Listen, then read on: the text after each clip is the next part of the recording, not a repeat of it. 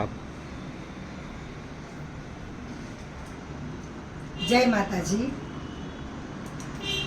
मेरा माता जी हूँ। आवा सुंदर नवरात्रिना पर्व पर नवदुर्गाનું આહવાન કરવાનું, નવદુર્ગાનું આહવાન કરવાથી જીવનના તમામ પ્રશ્નો સોલ્વ થાય છે. દરેકના જીવનમાં કાંઈક નાના મોટા પ્રશ્નો હોય જ છે. એ તમામ પ્રશ્ન સોલ્વ થાય છે. નવદુર્ગાની સંપૂર્ણપણે આરાધના કરવાની. નવરાત્રિ 9 દિવસ જ કેમ છે? કોઈને એવા પ્રશ્ન થાય છે? નથી થતા. 5 દિવસ કેમ નથી? 6 દિવસ કેમ નથી?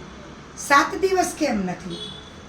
નવદુર્ગા 9 દિવસ જ કેમ છે?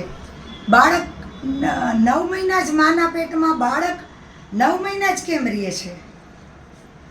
5 દિવસ 5 મહિનામાંથી નથી રહેતું, 4 મહિના નથી રહેતું, 9 મહિના જ કેવી રીતે? આપણા શરીરમાં 9 દ્વાર છે. 2 આંખ, 2 કાન, 2 હાથ, 2 પગ, એવી રીતે 9 દ્વાર છે. એટલે આપણું શરીર ટકી શકે છે. એવી જ રીતે જ્યારે જન્મજય કોણ હતું? કે જન્મજય પરીક્ષિત રાજાનો પુત્ર હતો. પરીક્ષિત રાજા અભિમન્યુના પુત્ર હતા.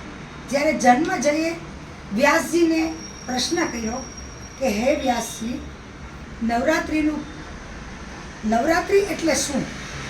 અને નવરાત્રિની સાધનાનું મહત્વ શું છે? ત્યારે સુખદેવજીએ કહ્યું કે હે રાજન, કે તમે નવરાત્રિનું પર્વ વિશે તો બહુ અદ્ભુત સાધના છે, અદ્ભુત શક્તિઓ છે. એ સિદ્ધિઓ તો પ્રાપ્ત કરવા માટે ઋષિમુનિઓએ ખૂબ તપ કર્યું છે.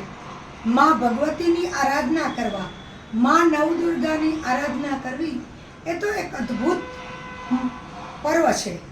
એ તો જો ભાગ્યમાં હોય એને જ આવી આરાધના સાધના થઈ શકે.